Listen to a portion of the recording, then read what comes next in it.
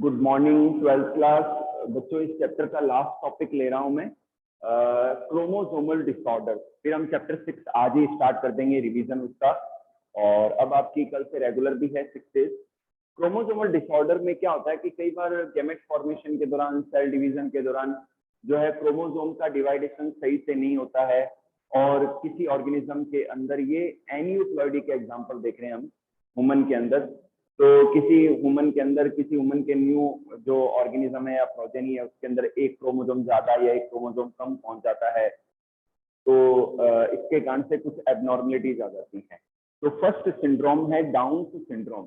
Downs syndrome जो है उसकी स्टडी लैंगडम डाउन ने की थी, और इस सिंड्रोम के अंदर जो बच्चा है उसके अंदर 21st जो क्रोमोसोम है उसकी कॉपी बन जाती है, उसका रिपीटेशन हो जाता है। जो बच्चा पैदा होता है उसके अंदर 21st जो 21 नंबर का क्रोमोसोम है वो रिपीट हो जाता है, कॉपी बन जाता है, और इस कारण से टोटल 47 क्रोमोसोम आते हैं, हो जाते हैं 45 ऑटोसोम और XY सेक्स क्रोमोसोम। तो 47 क्रोमोसोम होने से बच्चा जो है अब नॉर्मल होता है, शॉर्ट स्ट्रक्चर्स होता है, यानी कि हाइट बहुत ज्यादा नहीं होती है ग्रोथ करने पर बच्चे की। बच्चे का जो सिर है वो एकदम गोल सा होता है, मुंह ओपन रहता है, पाम क्रीज पाई जाती है, फरो पाई जाती है टंग के अंदर। ठीक है, मेंटली रिटार्डेड होता है, मानसिक रूप से पूरा बच्चा विकसित नहीं होता है, और ऐसे बच्चे ज्यादा लंबे समय तक जीवित नहीं रहते हैं। नेक्स्ट लेते हैं क्लाइनफेल्टर सिंड्रोम। मंदबुद्धि होता ही है बच्चा ऐसे सिंड्रोम्स के अंदर। क्लाइनफेल्टर सिंड्रोम, क्लाइनफेल्टर सिंड्रोम में बच्चों एक एक्स क्रोमोसोम ज्यादा आ जाता है, तो इनमें भी 47 क्रोमोसोम हो जाते हैं, 44 autosome plus XXY sex chromosome. तो एक एक्स क्रोमोसोम एक्स्ट्रा आने से, हालांकि ये होता तो मेल ही है, मस्कुलाइन कैरेक्टर होता है, लेकिन एक एक्स क्रोमोसोम ज्यादा आने से इनमें फीमेल कैरेक्टर भी डेवलप हो जाते हैं, इनमें ब्रेस्ट का डेवलपमेंट होना शुरू हो जाता है, इनमें फेमिनाइन कैरेक्टर्स जो हैं देखे जाते हैं, मेंटल रिटार्डेशन होता है, मानसिक रूप से पूरे विकसित नहीं होते हैं पूरी तरीके से। अच्छा, इनमें फीमेल्स के जो कैरेक्टर है वो झलकने लगते हैं एक एक्स क्रोमोसोम ज्यादा आने से। ठीक है बच्चों, नेक्स्ट लेते हैं टर्नर सिंड्रोम। जो टर्नर सिंड्रोम है ये फीमेल्स में देखा जाता है, फीमेल्स के अंदर एक एक्स क्रोमोसोम कम रह जाता है इस सिंड्रोम से जो ग्रसित होती हैं। तो 44 प्लस X0, तो टोटल 45 क्रोमोसोम रह जाते हैं, और ऐसी जो फीमेल होती है वो पूरी तरीके से विकसित नहीं हो पाती है, मेंटल डेवलपमेंट सही नहीं होता है, साथ ही साथ एक एक्स क्रोमोसोम होने से रिप्रोडक्टिव एबिलिटी नहीं रहती है, स्टेराइल होती है वो, और जो ओवरीज है वो रूडिमेंट्री होती है, तो जनन की क्षमता पूरी तरीके से नहीं रहती है ऐसी फीमेल्स के अंदर। ओके बच्चों, तो ये चैप्टर आपका कंप्लीट होता है। मेरी नजर में मेरे को ऐसा लगता है कि आपको बहुत अच्छे से ये क्लियर कर दिया और आपको समझ में भी आया है। आप जरूर देखें, सेक्स डिटर्मिनेशन के अंदर हनी बी, ह्यूमन बीइंग और जो बर्ड्स हैं उनके सेक्स डिटर्मिनेशन को जरूर पढ़े आप। ठीक है बच्चों, नेक्स्ट जो चैप्टर है वो है मॉलिक्यूलर बेसिस ऑफ इनहेरिटेंस। इस चैप्टर में हमने इनहेरिटेंस के बारे में पढ़ा, हेरिडिटी के बारे में पढ़ा है। ठीक है, हेरिडिटी के बारे में हमने समझा है। अब हम देखेंगे इसका बेस क्या है, क्या कारण है कि एक जनरेशन से अगली जनरेशन में जो गुण है, लक्षण है, वो ट्रांसमिट होते हैं। क्या कारण है कि माता पिता के जो कैरेक्टर हैं वो ही बच्चों में जाते हैं। तो इनका बेस क्या है, इनका सेल के अंदर क्या बेस है, मॉलिक्यूलर बेस क्या है। तो नेक्स्ट चैप्टर वो इसी से इंटरकनेक्टेड है, बहुत ही इंपॉर्टेंट चैप्टर है। तो मैं स्टार्ट करता हूँ, molecular basis of inheritance.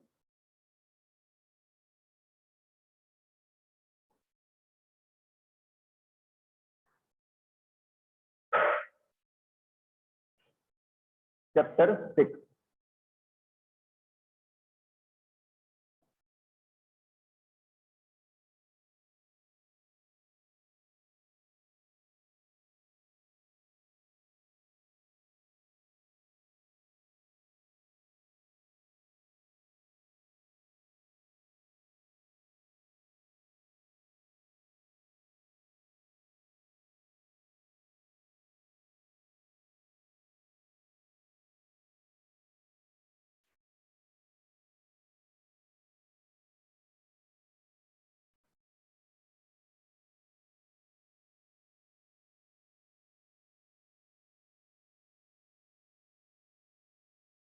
Molecular basis of inheritance.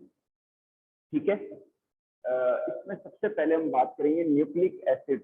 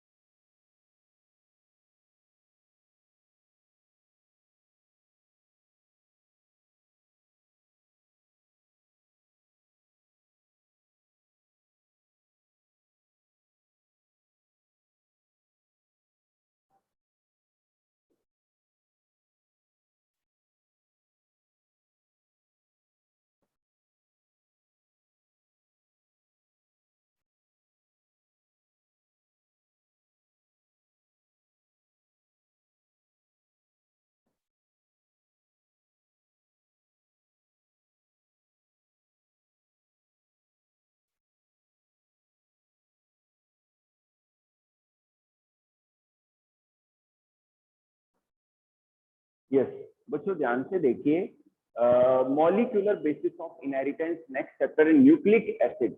बच्चों जो जेनेटिक मटेरियल है वो सेल के अंदर पाया जाता है, न्यूक्लियस के अंदर पाया जाता है या सेल के अंदर बिखरा रहता है। तो न्यूक्लिक एसिड्स को डिस्कवर किया था फ्रेडरिक नीसर ने 1869 में फर्स्ट सेल से। फर्स्ट सेल से उन्होंने थ्रेड लाइक स्ट्रक्चर्स को बाहर निकाला और उनको उन्होंने न्यूक्लिन कहा। क्या कहा? न्यूक्लिन कहा। न्यूक्लिक एसिड दो टाइप के हैं, डीएनए एंड आरएनए। डीएनए की फुल फॉर्म है deoxy ribose nucleic acid, RNA की फुल फॉर्म है राइबोज न्यूक्लिक एसिड। तो मोस्टली जितने भी हायर ऑर्गेनिज्म है, यूकैरियोटिक ऑर्गेनिज्म है या बैक्टीरिया है, प्रोकैरियोटिक ऑर्गेनिज्म है, सभी में जो जेनेटिक मटेरियल है वो डीएनए का बना होता है। किसका बना होता है? डीएनए का बना होता है। लेकिन कुछ एक वायरसेस के अंदर जेनेटिक मटेरियल आरएनए का बना होता है। किसका बना होता है? आरएनए का बना होता है। लेकिन यूकैरियोटिक सेल में आरएनए भी पाए जाते हैं। जो मास्टर कॉपी जो होता है सेल के अंदर वो डीएनए होता है। डीएनए के अंदर जो नाइट्रोजन बेसेस हैं वो अपने अंदर इंफॉर्मेशन को स्टोर करते हैं जेनेटिक कोड के फॉर्म में। डीएनए से ही आरएनए बनता है, यानी कि डीएनए की इंफॉर्मेशन आरएनए के ऊपर आती है। अब आरएनए के ऊपर जो जेनेटिक मैसेज है, जो जेनेटिक कोड है, उस बेसिस पर सेल के अंदर साइटोप्लाज्म के अंदर प्रोटीन का फॉर्मेशन होता है। ठीक है, तो आरएनए भी इंपॉर्टेंट है क्योंकि प्रोटीन मशीनरी आरएनए के आसपास तैयार होती है, बनती है और प्रोटीन बनाती है। ठीक है, ये है। इसके अलावा जो सेलुलर ऑर्गेनल है, जैसे कि हाँ, जो प्रोकैरियोटिक ऑर्गेनिज्म होते हैं उनमें जो डीएनए है, जो जेनेटिक मटेरियल है, वो न्यूक्लियर मेम्ब्रेन से बाउंडेड नहीं होता है। लेकिन जो यूकैरियोटिक सेल्स है उनके अंदर न्यूक्लियस होता है, जो क्रोमोसोम है, न्यूक्लियर जो जेनेटिक मटेरियल है न्यूक्लियर मेम्ब्रेन से बाउंडेड होता है। ठीक है, क्रोमोसोम्स और जीन्स ये सब डीएनए के बने होते हैं। डीएनए के साथ में RNA, stone, non stone protein भी पाई जाती है, अगर मैं यूकैरियोटिक सेल की बात करूं। इसके अलावा बच्चों जो यूकैरियोटिक सेल के जो ऑर्गेनल है, माइटोकॉन्ड्रिया के अंदर डीएनए पाया जाता है, क्लोरोप्लास्ट के अंदर भी डीएनए पाया जाता है। माइटोकॉन्ड्रिया के अंदर, क्लोरोप्लास्ट के अंदर डीएनए पाया जाता है। और ये दोनों ऑर्गेनल तो ऐसे हैं कि इनके अंदर आरएनए, अपने खुद के प्रोटीन, राइबोसोम, ये सब पाए जाते हैं। तो अपनी जो रिक्वायर्ड प्रोटीन है ये खुद भी बना सकते हैं। तो इन्हें हम सेमी ऑटोनोमस सेल ऑर्गेनल भी कहते हैं। सेमी ऑटोनोमस सेल ऑर्गेनल भी कहते हैं। ठीक है बच्चों, तो DNA is the master copy. DNA का इंफॉर्मेशन आरएनए में जाता है, आरएनए की इंफॉर्मेशन के बेसिस पर प्रोटीन का फॉर्मेशन होता है। जबकि कुछ एक वायरस है, जैसे कि कोरोना वायरस है, एड्स वायरस है, रीनो वायरस है, ये आरएनए वायरस होते हैं। तो आरएनए इनमें एज ए जेनेटिक मटेरियल पाया जाता है। तो पहले जब ये इन्फेक्शन कॉज करते हैं तो आरएनए से पहले डीएनए बनता है, फिर डीएनए से नया आरएनए बनता है और उस आरएनए से फिर नई प्रोटीन बनती है। तो यहाँ बच्चों सबसे पहले मैं डीएनए की स्ट्रक्चर को एक्सप्लेन करूंगा। इसका जो डबल स्टैंडर्ड मॉडल है, राइट हैंडेड, वो अपन पढ़ेंगे।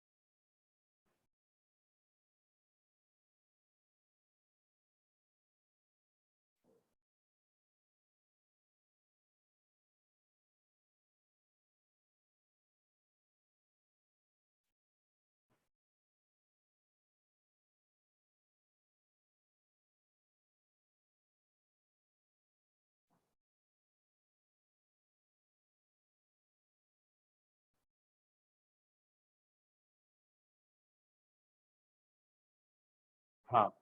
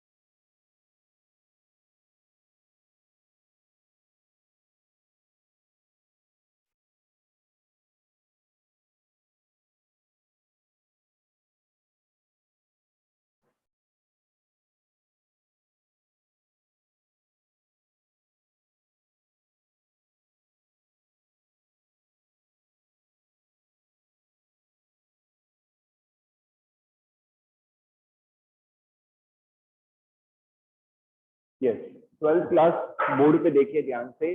हम डिस्कस कर रहे हैं डीएनए। डीएनए की फुल फॉर्म है deoxy ribose nucleic acid. Deoxy ribose nucleic acid. तो जेनेटिक मटेरियल में सभी ऑर्गेनिज्म में, यूकैरियोटिक ऑर्गेनिज्म में डीएनए ही पाया जाता है। डीएनए से ही क्रोमोसोम, जीन्स का फॉर्मेशन होता है। इनके अंदर जो नाइट्रोजन बेसेस हैं, इनके जो न्यूक्लियोटाइड्स हैं, इनके अंदर सारी इंफॉर्मेशन स्टोर रहती है किसी लिविंग ऑर्गेनिज्म की। तो डीएनए के अंदर 3 कंपोनेंट्स हैं बच्चों। डीएनए 3 कंपोनेंट्स के मिलने से बनता है। आप लेफ्ट साइड में देखिए, फर्स्ट है डीऑक्सी राइबोज शुगर। ये एक 5 कार्बन की शुगर है, इसमें 5 कार्बन होते हैं। डीऑक्सी राइबोज शुगर के अंदर जो सेकेंड कार्बन होता है, वहां पर एक ऑक्सीजन की डेफिशिएंसी होती है। दोबारा सुन लीजिए, डीऑक्सी राइबोज शुगर के अंदर this is the 5 carbon sugar. तो इसका जो पांचवा, इसके अंदर जो सेकंड कार्बन जो होता है, डीऑक्सी राइबोज शुगर का जो सेकंड कार्बन होता है, वहां पर एक ऑक्सीजन की डेफिशिएंसी होती है, इसीलिए इसे कहते हैं डीऑक्सी। सेकंड आता है नाइट्रोजन बेसिस। नाइट्रोजन बेसिस जो हेटेरोसाइक्लिक ऑर्गेनिक कंपाउंड है, ये 2 हैं, प्यूरिन एंड पाइरिमिडिन। प्यूरिन भी 2 हैं, एडिनिन एंड ग्वानिन। एडिनिन को ए से शो करते हैं, ग्वानिन को जी से शो करते हैं। पाइरिमिडिन, पाइरिमिडिन भी 2 है, थाइमिन एंड साइटोसिन। थाइमिन को टी से शो करते हैं, साइटोसिन को सी से। तो डीएनए के दोनों धागों के बीच में एडिनिन हमेशा थाइमिन के साथ में हाइड्रोजन बॉन्ड बनाता है, और ग्वानिन हमेशा साइटोसिन के साथ में हाइड्रोजन बॉन्ड बनाता है। फिर लेते हैं फॉस्फेट ग्रुप। बच्चों डीऑक्सी राइबोस शुगर का फर्स्ट कार्बन जो है वो साइट है जहां पर नाइट्रोजन बेस, जो नाइट्रोजन बेस है वो ग्लाइकोसिडिक बॉन्ड के द्वारा बनता है। तो फर्स्ट कार्बन पर नाइट्रोजन बेस जुड़ता है और जो फिफ्थ कार्बन जो होता है वहां से फॉस्फेट ग्रुप जुड़ता है फिफ्थ कार्बन से। एक मतलब डीएनए के धागे के अंदर एक शुगर के तो फिफ्थ कार्बन से फॉस्फेट जुड़ता है और दूसरी शुगर के थर्ड कार्बन से। ठीक है, तो इन तीनों के कंबाइंड यूनिट को हम कहते हैं न्यूक्लियोटाइड। क्या कहते हैं? न्यूक्लियोटाइड। जब डीऑक्सीराइबोस शुगर से नाइट्रोजन बेस जुड़ता है तो न्यूक्लियोसाइड और फिर फॉस्फेट जुड़ने पर कंप्लीट यूनिट बनती है जिसे न्यूक्लियोटाइड कहते हैं। And DNA is the polymer of deoxy nucleotide. DNA is the polymer of deoxy nucleotide. 1953 में Watson, James Watson and Francis Crick, James Watson and Francis Crick ने डीएनए का डबल स्ट्रैंडेड मॉडल दिया 1953 में। ये जो model है ये B DNA का है। डीएनए भी अलग अलग स्ट्रक्चर में पाया जाता है, तो हम बी डीएनए को डिस्कस कर रहे हैं। ये दिया गया वाटसन एंड क्रिक के द्वारा। और ये जो मॉडल है ये है right handed double helical structure of DNA. ठीक है, डबल हेलिकल या डबल स्ट्रैंडेड का मतलब है कि इस स्ट्रक्चर में आपको दो धागे नजर आ रहे हैं, एक ये और एक ये। डबल हेलिकल राइट हैंडेड इसलिए क्योंकि थोड़ा ये राइट की ओर शिफ्टेड है। ठीक है, तो डबल हेलिकल या double standard right handed structure है डीएनए की, इसे बी डीएनए कहते हैं। बच्चों यहाँ पर देखिए आप, यहाँ 3 प्राइम है और इसका जो सेकेंड एंड 5 3 प्राइम का मतलब है यहाँ पर जो शुगर है वो उल्टी है और इसका थर्ड कार्बन फ्री है फॉस्फेट से जुड़ने के लिए, बाकी अंदर की ओर है। ठीक है, यहाँ 5 प्राइम का मतलब क्या है? शुगर यहाँ पर सीधी है और यहाँ पर सिर्फ कार्बन फ्री है फॉस्फेट से बनने के लिए। ठीक है, ये जो धागे हैं ये बने होते हैं शुगर एंड फॉस्फेट के, शुगर फॉस्फेट शुगर फॉस्फेट। तो ये जो फॉस्फेट जो होता है वो एक शुगर के तो थर्ड कार्बन से बॉन्डेड होता है और सेकेंड शुगर के फिफ्थ कार्बन से। तो एक तरफ तो थर्ड कार्बन से और दूसरी शुगर के फिफ्थ कार्बन से, और बंधा होता है फॉस्फोडाई एस्टर बॉन्ड के द्वारा। किसके द्वारा बंधा होता है? फॉस्फोडाई एस्टर बॉन्ड के द्वारा। ठीक है, यहाँ पर भी शुगर एंड फॉस्फेट, तो जो धागे हैं डीएनए के ये शुगर और फॉस्फेट के बने होते हैं। अब अंदर की ओर दोनों शुगर से फर्स्ट कार्बन से नाइट्रोजन बेस जुड़ा होता है, तो एडेनिन थाइमिन के साथ में डबल हाइड्रोजन बॉन्ड बनाता है, गुआनिन साइटोसिन के साथ में ट्रिपल हाइड्रोजन बॉन्ड बनाता है। ठीक है, तो इस तरीके से क्या है, तो बी डीएनए के अंदर ये जो एक कॉइल है, ये जो एक ट्विस्ट है या कॉइल है, इसके अंदर 10 बेस पेयर है। कितने बेस पेयर हैं? 10 बेस पेयर हैं। तो ये जो एक कॉइल है इसकी लेंथ होती है 34 एंगस्ट्रॉम या नैनोमीटर में 3.4 नैनोमीटर। तो टोटल 10 बेस पेयर होते हैं, तो दो बेस पेयर के बीच की डिस्टेंस आ जाएगी, 10 से डिवाइड करेंगे 3.4 एंगस्ट्रॉम और या फिर 0.34 नैनोमीटर। ठीक है, और जो डायमीटर है डीएनए का, बी डीएनए के बीच में जो डायमीटर है ये 20 एंगस्ट्रॉम का होता है। 20 एंगस्ट्रॉम या 2 नैनोमीटर कह सकते हैं आप। समझ में आ गई बात आपकी? ठीक है बच्चों, अब ध्यान से देखिए, डीएनए के अंदर एक जो धागा होता है उसमें एक्चुअल जेनेटिक इंफॉर्मेशन होती है। उस धागे की पॉलरिटी है 3 प्राइम टू 5 प्राइम। मतलब ये जो धागा है 3 प्राइम टू 5 प्राइम, ये मेन जो स्ट्रैंड है जिसके अंदर सारी जेनेटिक इंफॉर्मेशन है जेनेटिक कोड के फॉर्म में। ओके, इसे हम कहते हैं एंटीसेंस। इसे हम क्या कहते हैं? एंटीसेंस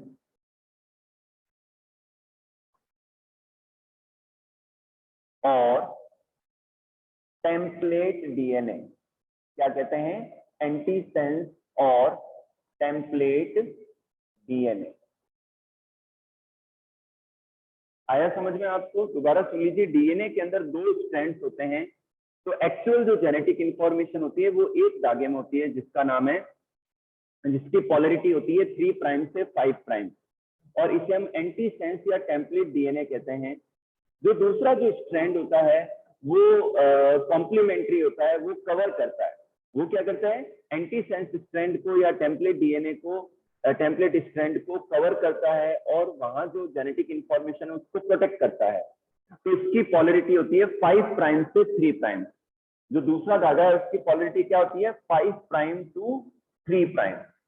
ठीक है, और इसे हम कहते हैं सेंस स्ट्रैंड, सेंस स्ट्रैंड कहते हैं, क्योंकि वो सेंस करता है। ठीक है, तो ये जो 5 प्राइम से 3 प्राइम वाला जो धागा है उस पर जो नाइट्रोजन बेस होते हैं वो पहले वाले एंटी सेंस स्ट्रैंड के कॉम्प्लीमेंट्री होते हैं। कॉम्प्लीमेंट्री का मतलब क्या है, मैं यहाँ रफ कर देता हूँ एक बार।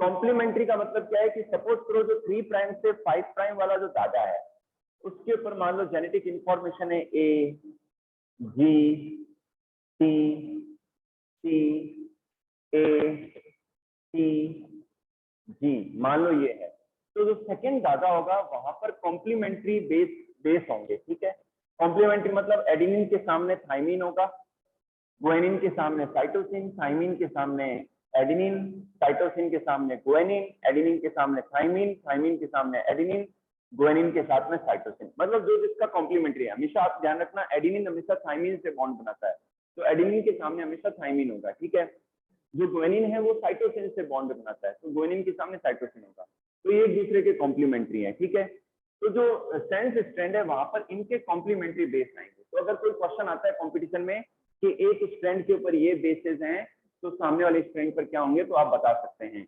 हाँ, जो अच्छा डीएनए से ही आरएनए बनता है, मैसेंजर आरएनए बनता है, तो मैसेंजर जो आरएनए होता है उस पर भी सेम इंफॉर्मेशन होती है। जो मैसेंजर आरएनए होता है वहां पर भी सेम इंफॉर्मेशन होती है, बस एक डिफरेंस ध्यान रखना आप कि वहां आरएनए के अंदर थाइमिन नहीं होता, आरएनए के अंदर यूरेसिल होता है। क्या होता है? यूरेसिल होता है।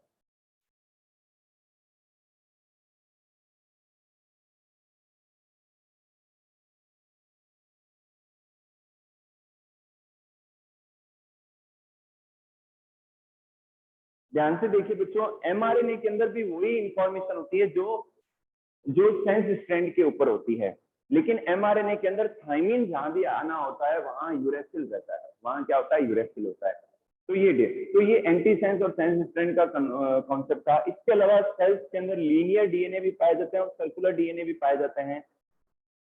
फिर बात करते हैं रिपीटेटिव डीएनए की। क्रोमोसोम के अंदर या डीएनए के अंदर वो हिस्सा जहां पर बार बार नाइट्रोजन बेस का रिपीटेशन होता है तो उन्हें हम रिपीटेटिव डीएनए कहते हैं, और फिर इन्हें सैटेलाइट डीएनए भी हम कहते हैं। क्या कहते हैं? उन्हें हम सैटेलाइट डीएनए भी कहते हैं। ठीक है, रीनेचुरेशन या डीनेचुरेशन का मतलब क्या है? रीनेचुरेशन या डीनेचुरेशन का क्या मीन है बच्चों? कि जब डीएनए को हीट दिया जाता है तो जो डीएनए के हीट देने पर जो हाइड्रोजन बॉन्ड्स है नाइट्रोजन बेस के बीच में, तो हाइड्रोजन बॉन्ड जो है ब्रेक हो जाती है और जो डीएनए स्ट्रैंड है वो अलग अलग हो जाता है, तो इसे हम कहते हैं डीनेचुरेशन। लेकिन जैसे ही फेवरेबल कंडीशंस देते हैं तो वापस उनमें बॉन्डिंग हो जाती है, तो इसे हम कहते हैं रीनेचुरेशन। क्या कहते हैं? रीनेचुरेशन। तो बच्चों आज की क्लास में इतना ही। कल हम मॉलिक्यूलर बेसिस ऑफ इनहेरिटेंस को और आगे बढ़ाएंगे। आप लोग रेगुलर रहिए, कल तो ऑफलाइन भी आना है आपको। ठीक है, तो अगर कुछ पूछना चाह रहे हो तो हैंड रेज कर दो।